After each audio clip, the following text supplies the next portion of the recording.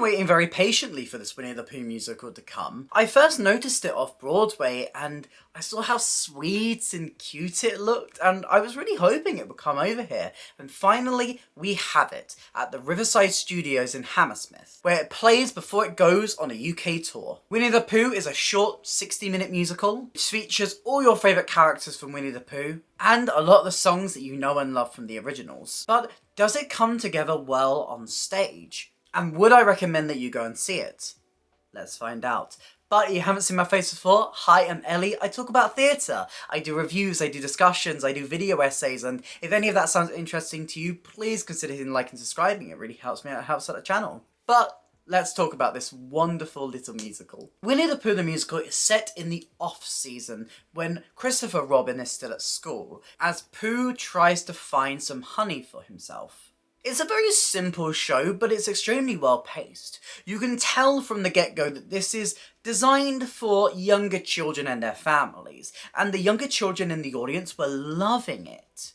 I sometimes wonder how much the Disney musical and like the big bombastic things like Lion King don't really work as well for younger children. Younger children can't really sit for a really long show, they get restless. And honestly, sometimes, same. But this is so perfect for younger children. It's 60 minutes, which I think is the perfect length for a narrative to go for younger children. It has enough there for them to latch on to recognise, to enjoy. And it flows at a good pace with a very clear structure. And what's more, it introduces the characters slowly so it keeps the wonder. Honestly, I think it's hard not to, feel really good when you see a character come out and you hear a child just get so excited because they see their favourite. Pooh is determined to find himself some honey, and there's different places he goes and there's different things that he does, and we get to see the different areas and a lot of references to the originals. And we see a lot of that in the music of the show. There's a lot of really fun songs in Winnie the Pooh. A lot of these are taken from the films and the originals, so you'll go in and definitely know a couple of the songs. We get the classic Winnie the Pooh theme, we get The Wonderful Thing About Tiggers, and I think these songs are very sweet, they're cutesy, they're fun. I don't think these are the type of songs that are gonna stick with you or get stuck into your head, but I think they work especially well in the show and in the moment. They are really well suited to the musical and really match the style. They're so sweet and charming, and I think they really elevate the stage adaptation. But I think what really makes this show work is the cast and the general design of the show. Let's start with the cast. Jake Basil is no stranger to playing Winnie the Pooh, having played the role off Broadway and now coming over here to perform it in London. And you can tell instantly why they are so perfect for this role. They have the voice really well down. It's a nice blend of reminding you of Pooh while also having an own identity to it that Basil gets to play around with as well. He plays Pooh with that same naivety and single-mindedness for honey. You can't help but love him in the role. Robbie Newman plays Tigger, and I think what instantly kind of captured me about the performance is that they got that energetic nature so perfectly done. They're so fun, they're so free, and I think the stage really comes to life the second they come in. Look, I'm sure it can't be easy to bounce around and keep up that energy while you're lugging around this massive puppet. But Noonan makes it look easy. Alex Cardle plays a bunch of different roles, and I really appreciated their variety. It really showed them off as a performer, getting to play Eeyore, Rabbit, and Owl. The different types of puppetry that they got to play with were a lot of fun, and I think they really got every character down to a T. They get Eeyore's deadpanness so perfect, and I love the little smile that they always get to do to the audience with the puppet. That's such a fun little detail. Owl's puppetry is really interesting. I love how they do it with two performers, really allowing that extra movement of the wings. And Rabbit is so perfectly done as well. The obsession with the garden, and that almost like stuffy voice, it's it reminds me of one of my favourite Winnie the Pooh scenes, which is, I'm going off on a tangent here. Let me have my tangent. I'm going on my tangent.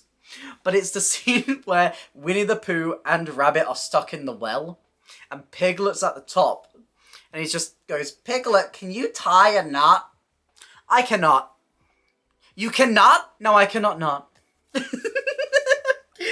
I think that, like, charm and that silliness of Winnie the Pooh, like, these memories that I have of it and the scenes that I love, they really do get maintained through this show and through these performances. And the fact that Cardle plays 3 of them to such a high level is extremely commendable. Lottie Grogan plays both of our smaller characters, playing Piglet and Roo. The voice that they do for both of the characters are so sweet. And I was particularly really impressed with their portrayal of Piglet. They really got that nervousness and like the oh dear, and that side of Piglet so perfect. I think that's what this cast does so well, along with, I didn't get to see her because she was sadly off, but Chloe Gentles normally plays Kanga, and Laura Bacon does a lot of the ensemble puppetry. But this cast work together so well to bring this woods to life. It's a really small cast when you look at it and think about it. We've got 6 main actors and then a small cameo role from our Christopher Robbins, at my performance played by George Mendes Cutts. They work so well together as an ensemble, and you just feel like you're there in the 100 Acre Woods. But the way that they really get you in is through this design, which I think is the strongest element of the show. First of all, these puppets are amazing. I think they so perfectly channel the in-between space between the books and the cartoons. Obviously, we have the iconic Pooh design, the one that's been more trademarked by Disney, with the yellow fur and the red shirt. But if you look at some of the other characters, you can see a lot of the book influence on them. Piglet is in a kind of green top instead of the more typical pink that you see in the cartoons. This comes directly from the books. And I think this balance really works well.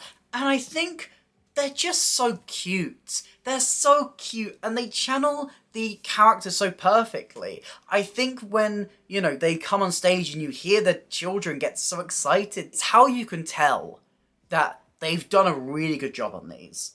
But also the entire set design. They're in quite a limited studio, but they really play around with the space. We have the trees, we have the grass, we have the different areas. They do feel a little bit crumped together at times, but they're all there. And I really enjoyed how when you walk in, you actually have a sign in as you go into your entrance saying, "Welcome to the 100 Acre Woods." The sky backdrop and all of the clouds, the colours and the mood, it all works so well. It is incredibly designed. And what's more, they go above and beyond with this. There's little highlights for changes of the seasons. I don't really want to spoil it, just in case you do go and see it, but there's certain seating areas where there's something special that happens, and I was just behind it, and I was kind of like, damn it, I want to sit there. But I love these. These are fun, and these are the interactive elements that work really well for a piece of theatre designed for a younger theatregoer. The only thing I will say, however, is that I do feel like in certain seats, the actual level of the stage does affect some of our smaller characters, sadly. The Roo and Piglet puppets are about this big, and they are often on the floor, so the actors are quite hunched over and down. My only worry is when you're doing a show that's designed for younger children like this, and you've got these puppets, because the children want to be focusing on the puppets more than the actors. When they're right on the floor, if you're any further back than like the first couple of rows as a child, you are not going to be able to see those puppets, which I think is a little bit of a shame, but those are the limitations when you're working in a studio theatre. And I think when this show goes on tour, it's probably going to work a little bit better. On the whole, Winnie the Pooh just works. It is sweet, it's charming, it's everything I love about the original books and cartoons, just channeled into a 60-minute musical that just pumps you up and makes you feel good. Is it the best musical I've ever seen? No. But what I think it does so perfectly is I think it's so perfectly Winnie the Pooh. It has all of the elements and channels it so well. If you are a fan of Winnie the Pooh, if you're a parent and you have young children, I think this musical is absolutely perfect for you. But what do you think? Have you seen this musical? Are you excited to see it? Are you a big fan of Winnie the Pooh? Let me know all your thoughts in the comments down below. If you did enjoy this video, please consider hitting like and subscribing. It really helps me out, it helps out the channel. There's some links to my videos on the screen right now, but that's it for me today, and I'll hopefully see you next time. Bye!